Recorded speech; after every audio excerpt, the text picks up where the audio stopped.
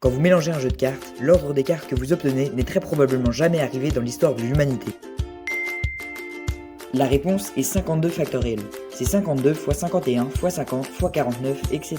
Si tu avais eu cette question dans un exercice de maths, tu aurais mis la réponse 52 factoriel et tu serais passé à la suite. Mais est-ce qu'on arrive à se représenter la taille de ce chiffre? Eh bien la réponse numérique c'est 69 chiffres, soit ça. On va illustrer ce chiffre. On va dire que tu restes sur place pendant 1 milliard d'années à mélanger tes cartes une fois par seconde. À la fin de ce milliard d'années, tu as le droit de faire un pas en avant le long de l'équateur. Ensuite, tu t'embarques à nouveau dans un milliard d'années de mélange de cartes. À la fin de ce milliard d'années, tu refais un pas. Tu vas continuer comme ça jusqu'à faire le tour de la Terre. Une fois que tu es revenu à ton point de départ, tu vas prendre une goutte de l'océan Pacifique. Ensuite, tu recommences. Tu mélanges tes cartes une fois par seconde, tu fais un pas tous les milliards d'années et tu refais un tour de la Terre avant de prendre une deuxième goutte de l'océan Pacifique. Quand tu as vidé l'océan Pacifique, on te donne une feuille de papier que tu poses à côté de toi. Ensuite, on re-remplit l'océan Pacifique et tout recommence. Au bout d'un moment, ta pile de feuilles de papier va toucher le soleil.